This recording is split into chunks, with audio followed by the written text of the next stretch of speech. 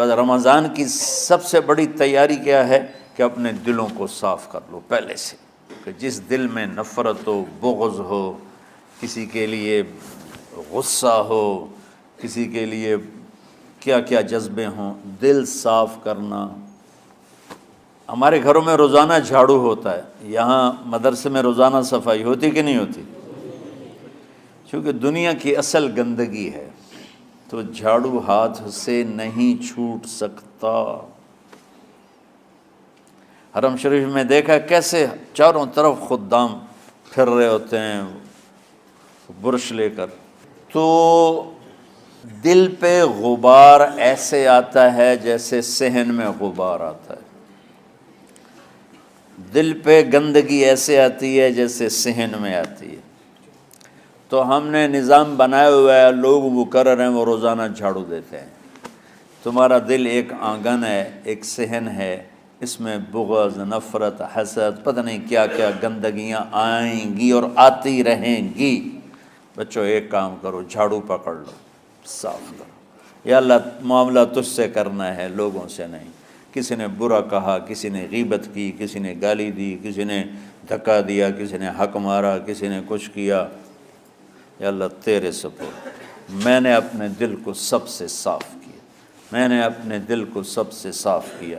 یہ اتنی بڑی عبادت ہے کہ بڑے بڑے نفلوں والے، تہجد والے، حج عمرے روزے والے تمہیں نہیں پکڑ سکیں گے، کیونکہ اس کا کرنے والا دنیا میں کوئی نہیں۔ نفل پڑھنے والے تو بے شمار ہیں، عمرے کرنے والے بے شمار ہیں، علماء بے شمار ہیں، حاجی بے شمار ہیں، سخاوت کرنے والے بے شمار ہیں، لیکن اس ٹکڑے کو صاف کرنے والا لاکھوں میں ایک بھی نہیں ہے۔ مشکل کام ہے، آپ یہ سیکھ لیں، صاف کرو، صاف کرو، صاف کرو۔ یہ رمضان کی سب سے بڑی تیاری اور علم کو حاصل کرنے کی سب سے بڑی چابی ہے کہ اپنے دل کو کھلا کر لو۔ کوئی چیز خالی ہوگی تو کچھ آئے گا۔ جس دل میں بغض بھرا ہو، نفرت بھری ہو، حسد بھرا ہو، کینہ بھرا ہو، اس میں خاک آئے گا، اس میں تو علم کی ایک کرن بھی نہیں آئے گی۔ اس زبان سے چاہے جتنے مرضی موتی بکھیرے، دل اس کا اندھا ہوگا۔ لا تعمى الابصار ولكن تعمى القلوب التي في الصدور۔ یہ آنکھوں سے اندھے نہیں، دل سے اندھے ہیں۔ تو بچوں اپنے دل کو صاف کرنا سیکھو۔ وہ کتنی مشہور حدیث ہے، آپ نے کہا اس دروازے سے ایک جنتی آ رہا ہے، تو ایک انصاری صحابی داخل ہوئے، جوتا ہاتھ میں، داڑھی میں وضو کا پانی۔ اگلے دن اس دروازے سے ایک جنتی آ رہا ہے، تو ایک صحابی آئے، ہاتھ میں جوتا، داڑھی میں وضو کا پانی، وہی صحابی۔ اگلے دن اس دروازے سے ایک جنتی آ رہا ہے، تو وہی صحابی 3 دن جنت کی بشارت لی انہوں نے۔ اس صحابہ کی جماعت میں ایک شخص ہیں جن کا نام ہے عبداللہ بن عمرو بن عاص۔ ان سے بڑا عبادت گزار صحابہ میں کوئی نہیں تھا، نہ سابقین میں نہ متاخرین میں، نہ پہلوں میں نہ بعد والوں میں۔ ان کی عبادت کیا تھی؟ ساری رات جاگنا، سارے دن کا روزہ، اور ایک ختم قرآن صبح سے شام تک۔ اتنی اللہ نے طاقت دی تھی۔ پھر وہی غلوب والی بات آ گئی، ایکسٹریم ہونے والی بات آ گئی۔ ان کی شادی والی رات حجلہ عروسی میں داخل ہو رہے ہیں، دلہن کے کمرے میں داخل ہو رہے ہیں، اور مصلی بچھا کے اللہ اکبر، اور دیر نفل تے نفل، دیر نفل تے نفل۔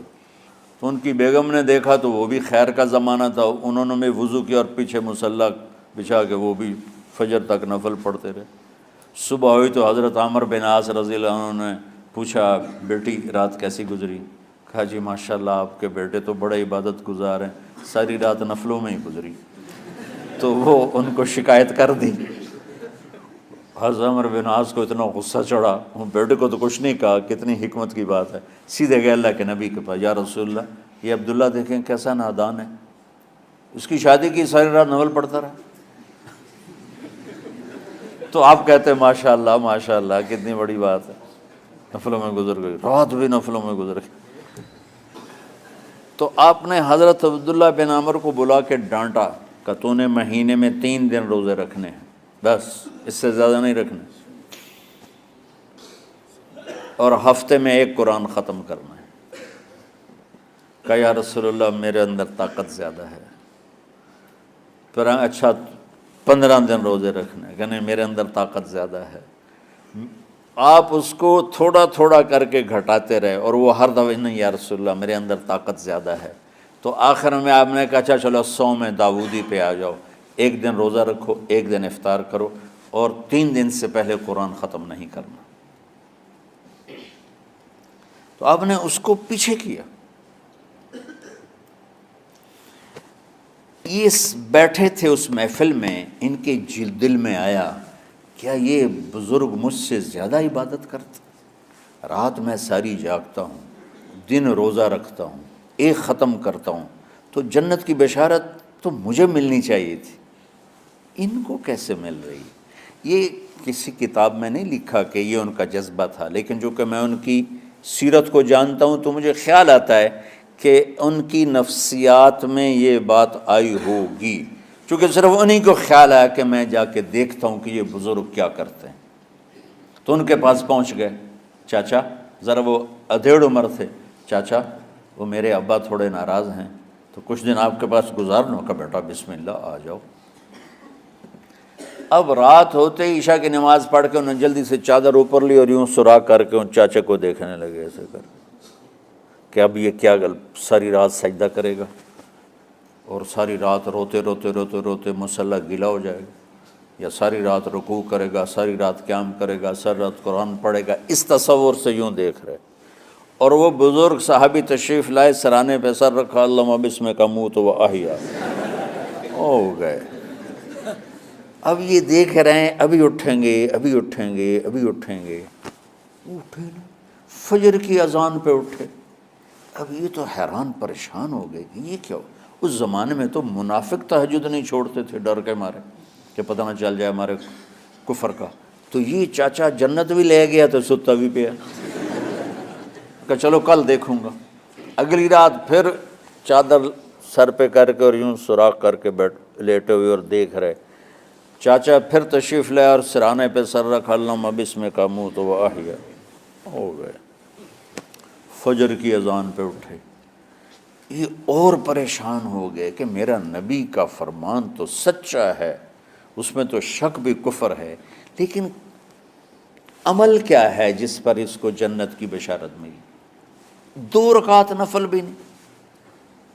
اور آج کے دور میں تم میں سے ماشاءاللہ اکثر بچے تہجد پڑھتے ہیں کہ 1 رات اور دیکھوں گا، تیسری رات اللہم بسمک اموت و احیا، ہو گئی ساری رات۔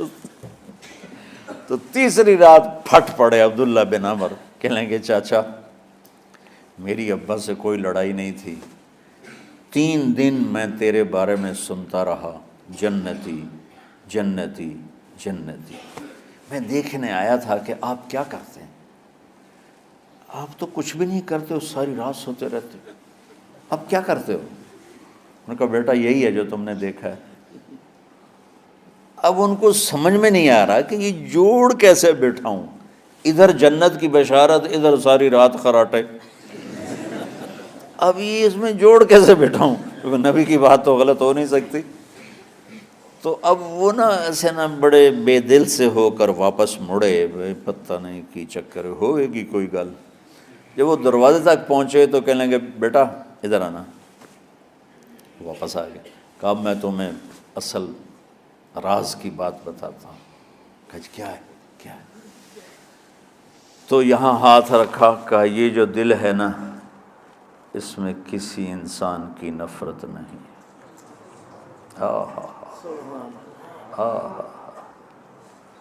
اور جب اللہ کسی کو رزق دیتا ہے، عزت دیتا ہے، مجھے کبھی حسد نہیں ہوا، مجھے خوشی ہوتی۔